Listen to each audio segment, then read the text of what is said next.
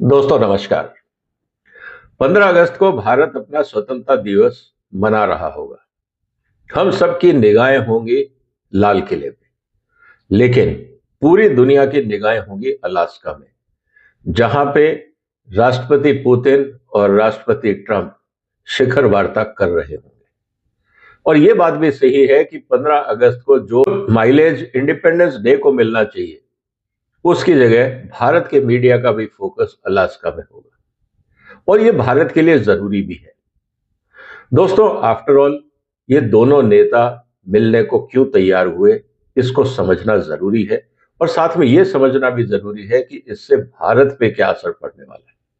अगर भारत पे इसका गंभीर असर पड़ेगा तो हमारी क्या तैयारी होगी, मोदी साहब उसके लिए क्या प्लान कर रहे होंगे, यह जानना भी बहुत जरूरी है। दोस्तों, सबसे पहले जगह का महत्व बहुत होता है जब इस तरह की समिट होती है। अलास्का जो है वो रशिया से करीब 90 किलोमीटर से भी कम दूरी पे है। आप 55 मील की बात कर सकते हैं, 88 किलोमीटर कह सकते हैं। तो रशिया और अमेरिका वास्तव में नेबर्स हैं, अगर हम ध्यान से देखें ग्लोब के ऊपर। और जो अलास्का है वो पहले कभी रशिया की टेरिटरी हुआ करती थी, जिसको अमेरिका ने रशिया से खरीदा था। आज वो अमेरिका का एक स्टेट है। लेकिन इंपॉर्टेंट बात क्या है दोस्तों? इंपॉर्टेंट बात यह है कि प्रेसिडेंट ट्रंप ने पुतिन साहब को अमेरिका की धरती पर बुलाया है बात करने के लिए। इसका मतलब यह है कि ट्रंप साहब ने पुतिन को यह रिकॉग्निशन दे दिया, यह कूटनीतिक एज दे दिया कि देखिए आप इंपॉर्टेंट हैं, हम आपसे मिलना चाहते हैं, हम आपके स्वागत के लिए तैयार हैं, आप आइए। क्योंकि जब भी इतनी बड़ी मीटिंग होगी, सबको पता है दुनिया भर का मीडिया और दुनिया भर के एनालिसिस होते रहेंगे। अब सवाल इस बात का है कि इस मीटिंग की चर्चाएं क्या होंगी। ऑब्वियसली यूक्रेन वॉर सबसे बड़ा मुद्दा है। यूक्रेन में इस समय करीब 20% के आसपास जो जमीन है यूक्रेन की, वो रशिया के कब्जे में है। इस समय इस मीटिंग में यूक्रेन को बुलाया भी नहीं गया है। इसीलिए नेटो, यूरोप और यूक्रेन दोनों का यह कहना है कि साहब बगैर यूक्रेन से बात किए आप ये समझौता या इस तरह की चर्चा कैसे कर सकते हैं। अब देखना यह है कि जो भी निर्णय होगा ट्रंप और पुतिन के बीच में, क्या वो यूक्रेन और यूरोप को मान्य होगा या नहीं होगा।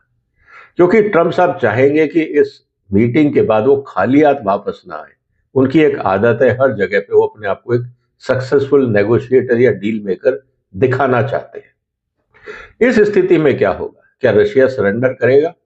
मुझे नहीं लगता। इसका मतलब यह है कि वो रशिया की कुछ बातों को मानेंगे और कुछ अपनी बातें मनवाने का प्रयास करेंगे। अब वो अपनी बातें क्या मनवाएंगे?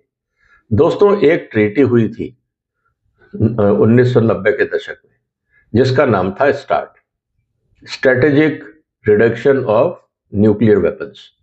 ये जो पूरा स्टार्ट ट्रीटी थी, इसकी एक्सपायरी डेट आ रही है फरवरी 2026 में। तो एक तो ट्रंप साहब ये कोशिश करेंगे रशिया से ये कहने की कि चलिए हम इस ट्रीटी को एक्सटेंड करते हैं, तो एक तो ये प्लस पॉइंट ट्रंप साहब के लिए ये हो जाएगा। दूसरा क्या होगा?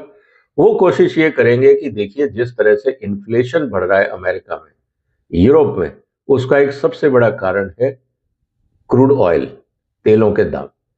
अब ऐसी स्थिति के अंदर या तो आप रशिया को रिलीज करवाइए ऑयल वर्ल्ड मार्केट में, या इस तरह से अरेंजमेंट करिए कि जो दुनिया भर में तेल की कीमतें हैं वो कम हो जाए। अगर ऐसा होता है तो इसमें रशिया की एक बहुत बड़ी जीत है, क्योंकि उनका जो ऑयल ट्रेड है वो वापस इंटरनेशनल मार्केट में आना चाहिए।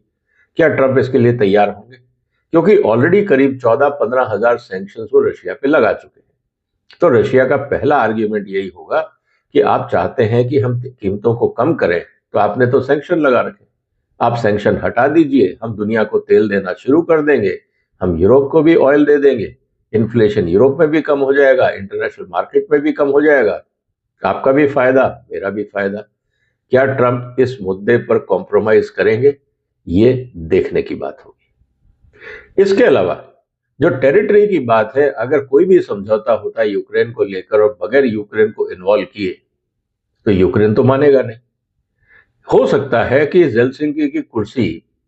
जेलेंस्की की कुर्सी को हटाने की तैयारी की बात हो, एक अंडरस्टैंडिंग हो कि हम जेलेंस्की की कुर्सी को बदल के कोई और ढंग का राजनेता वहां बैठाएं ताकि शांति वार्ता आगे बढ़े।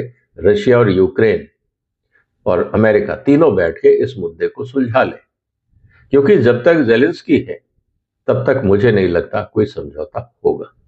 तो एक तो जेलेंस्की की कुर्सी पे बात हो सकती है। अगर मान लीजिए लैंड कॉम्प्रोमाइज की बात आती है, लैंड डील की बात आती है कि हम कुछ हिस्सा जेलेंस्की की सरकार का, जिसको मैं यूक्रेन में कह सकता हूं, हम रशिया को देने को तैयार हैं, तो इसमें यूरोप बटेगा। क्योंकि जो लोग चाहते हैं कि तुरंत शांति हो, किसी भी कीमत पे शांति हो, वो इस समझौते का समर्थन करेंगे, और जो बॉर्डर स्टेट्स हैं यूक्रेन के आसपास, वो इसका विरोध करेंगे, क्योंकि उनको लगता है कि अगर रशिया और करीब आ गया तो ये उनके लिए खतरा भी हो सकता है। तो वहां पे यूरोप के बंटने की पूरी संभावना है। इसके अलावा दोस्तों, भारत के लिए क्या होने वाला है? भारत के लिए स्थिति विचित्र है, क्योंकि अमेरिका नहीं चाहता कि भारत और रशिया चीन के बहुत करीब जाए, क्योंकि अल्टीमेटली जो अमेरिका के लिए सबसे बड़ा खतरा है वो है चीन की बढ़ती हुई क्षमता, चाहे वो आर्थिक हो, सामरिक हो, टेक्नोलॉजिकल हो। और अगर चीन का बाजार श्रिंक होता है तो चीन की डेवलपमेंट कम होगी। अब मजबूरी यह है कि जिस तरह से टैरिफ लगाए हैं, लोग अमेरिका से हटके ब्रिक्स की तरफ अट्रैक्ट हो रहे हैं, और ट्रंप को सबसे बड़ा टेंशन भी ये है, इसीलिए बार बार वो डी डॉलराइजेशन और brick is dead, Indian economy is dead, इस तरह की वो बातें कर रहे हैं। ये उनका फ्रस्ट्रेशन है, सच्चाई उनको भी पता है। अब सवाल किस बात का है? सवाल अब इस बात का है कि क्या ये समझौता होने से रशिया की डिपेंडेंसी चाइना पे कम होगी? मुझे तो नहीं लगता, क्योंकि अल्टीमेटली जो सप्लाई चेन्स बन गई हैं उसको रातों रात आप क्यों छोड़ेंगे? जो ऑलरेडी बिजनेस एग्रीमेंट्स हो गए हैं, इन्वेस्टमेंट्स हो गए हैं, आप उसको किस लिए त्याग के कुछ और रास्ते पे जाएंगे? क्योंकि ट्रंप का भरोसा नहीं कल वो क्या करें। तो यहाँ पे सबसे बड़ा जो सवाल है वो ट्रंप की खुद की जो रिलायबिलिटी है, विश्वसनीयता है, उस पे ही अपना बहुत बड़ा सवाल है। तो क्या पुतिन ट्रंप को फेस वैल्यू पे लेंगे? ये अपने आप में एक बड़ा मुद्दा बनता है। जहां तक बात है भारत की, मोदी सरकार को इस पूरी घटनाक्रम को देखना होगा, क्योंकि अगर मान लीजिए कि कोई भी ऐसा समझौता या ट्रीटी होती है जिसमें रशिया ये कोशिश करे कि वो भारत के साथ ट्रेड कम करे, या कोई और इस तरह के टेक्नोलॉजी ट्रांसफर की बात हो कि भारत पे कोई रिस्ट्रिक्शन लगे, डायरेक्ट नाम तो आएगा नहीं भारत का, लेकिन indirectly technology transfer, oil transfer, इन मुद्दों पे अगर चर्चा होती है तो भारत को सतर्क रहना होगा। और जहां तक बात है इस ट्रीटी के बाद, मुझे लगता है भारत को फायदा ही होगा। कारण यह है कि कोई भी समझौता हो, एक तो समझौता यह होगा कि दुनिया में इन्फ्लेशन कम कैसे करें, दूसरा यूक्रेन की लड़ाई को कैसे रोके। जब इन्फ्लेशन कम होगा भारत को फायदा होगा। जो रिस्ट्रिक्शंस लगाए गए हैं दुनिया भर पे, जो सैंक्शंस लगाए हैं, अगर वो सैंक्शंस हटते हैं तो भारत का जो टेक्नोलॉजी ट्रांसफर है, जो बाकी व्यापार है रशिया के साथ, उसमें सुधार आ सकता है। और गुडविल गेस्चर के रूप में अमेरिका से भी भारत अपने व्यापार बढ़ा सकता है, लेकिन मुद्दा टैरिफ को लेकर आएगा, और टैरिफ बदलना ट्रंप के हाथ में है। तो दोस्तों, कुल मिला के स्थिति ऐसी लग रही है कि ये मुद्दे काफी गंभीर होंगे। भारत को फायदा हो सकता है इस एजेंडा से, क्योंकि इस मीटिंग में जो बातें हो रही हैं वो भारत के हित में भी है, और अगर भारत उनके ऊपर काम करता है तो मुझे लगता है कि हमें उसका फायदा उठाना चाहिए। और जहां तक बात है यूएसए के साथ, तो जो पॉलिटिकल ब्लैक बैकलैश या ट्रंप का जो ईगो क्लैश हो रहा है भारत के साथ, उसको शायद ट्रंप कहीं और किसी रूप में उतारे, क्योंकि चाइना के साथ वो डायरेक्ट कन्फ्रंट कर नहीं सकते, रशिया के साथ वो हाथ मिलाने गए। हो सकता है कि ट्रंप की तरफ से भारत के खिलाफ कुछ और सख्त शब्दों का और स्टेटमेंट्स का आप जिहार देख सकते हैं, या उनकी तरफ से कोई एक्सप्रेशन देख सकते हैं। और जिस तरह से पाकिस्तान के जो आर्मी जनरल अमेरिका में बैठ के भारत के खिलाफ उल्टी सीधी बातें कर रहे हैं, इसके पीछे अमेरिकन एडमिनिस्ट्रेशन का समर्थन दिख रहा है। इसका मतलब यह है कि ट्रंप का जो अगला कदम होगा, एक तरफ उन्होंने चाइना से समझौता किया, दूसरी तरफ वो रशिया से समझौता करने जा रहे हैं, तीसरा निशाना भारत हो सकता है। तो क्या भारत इसके लिए तैयार है? हम लोगों को क्या करना होगा, ये जरूरी है कि हम आने वाले दिनों में ब्रिक्स नेशंस के साथ किस तरह से हम अपनी स्ट्रेटेजी को पुख्ता करते हैं, पहली बात। और दूसरा, भारत में मेक इन इंडिया को हम कितनी जल्दी सक्सेस करते हैं। इसके लिए भारत सरकार को आंतरिक दृष्टि से देखना पड़ेगा कि हमारे यहाँ पे कौन से रिफॉर्म्स की जरूरत है, हमारे यहाँ किस तरह के गैप्स हैं, उनको कितनी जल्दी से भरा जाए। हमें अपनी इकोनॉमी में इन्वेस्टमेंट्स और एफिशिएंसी दोनों चाहिए। तो क्या रशिया करेगा, चाइना करेगा, दुनिया के बाकी देश करेंगे? क्योंकि बाजार तो हमारे पास बहुत बड़ा है, हर देश आना चाहता है, लेकिन भारत की अपनी राजनीति कभी कभी हमारे रोड़ा बनती है और रास्ते में एक पत्थर का काम करती है। दोस्तों, आपको क्या लगता है, क्या ये जो समिट हो रहा है इससे भारत का फायदा होगा?